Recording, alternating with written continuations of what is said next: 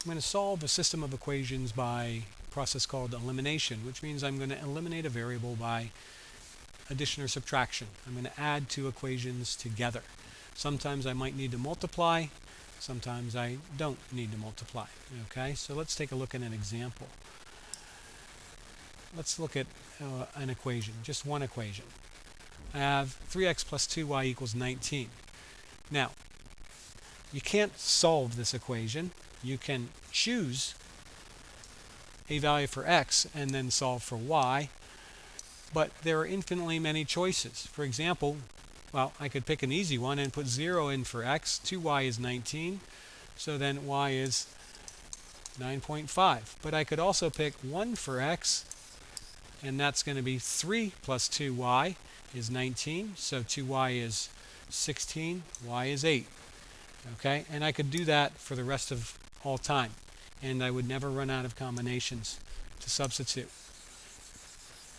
So there is no single solution to that equation. But if I add another equation using the same two variables, now I have a system of linear equations. If I were to graph these, they would both be lines.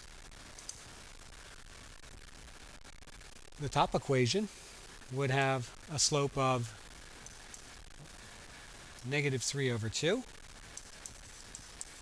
And the bottom equation would have a slope of 1/2. So their slopes would be different. And so they would intersect somewhere in the coordinate plane. And where they intersect in the coordinate plane, that's the solution to the system. That's the one xy ordered pair that is a solution to both. Whether or not I graph this, there is a solution. I don't need to graph it. That's one way to solve it. That's a way to look at it, obviously, visually.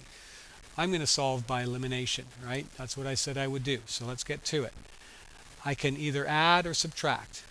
What I need to do is match up one of the two coefficient pairs.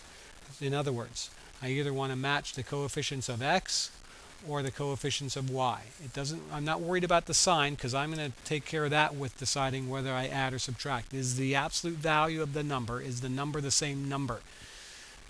Well, we know, of course, that this is understood to be a 1x, right? A 1 and a 3 don't match. It doesn't mean I couldn't eliminate x. I could. I would just have to multiply in order to do it. Okay? And so I'm going to look at my y's because they do match. Okay? Since they match, I can either add them together or I can subtract them. That is the entire equations.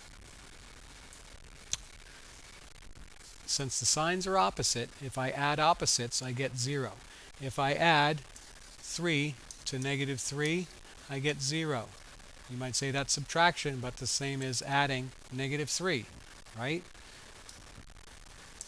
Okay, so back on track.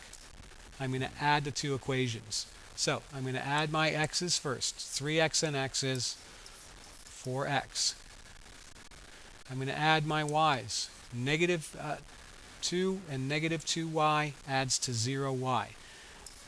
You could write plus 0y, but I just never would. I have no reason to do that. 0y is 0. It doesn't matter what y is. Sometimes we write it just to show the work. I'm going to add 19 and 1, and I'm going to get 20. Okay? And now just one more step to get x. I divide both sides by 4. And so now I've got x equals 5, right? I eliminated the y by adding, since the signs were opposite. Okay? So now I've got x equals 5. Getting y is pretty easy because I can just substitute in. I always pick the easiest one to substitute into. 5 minus 2y equals 1. It looks easier to me anyway. So I'm going to subtract 5 from both sides. And I'm going to get minus 2y equals, let's see, 1 minus 5 is negative 4. Divide by negative 2. And I get y equals 4 over 2, that's 2.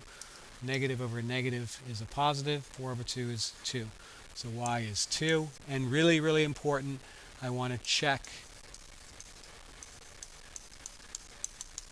Take these two coordinates and put them into the other equation. Don't redo it in the first equation. If you've changed your equations, don't put it into any equation that you have changed.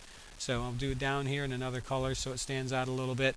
I've got 3 times x is 5, plus 2 times y was 2. Okay, so that's 15 plus 4. 15 plus 4 is 19. I'm good. So that's by elimination.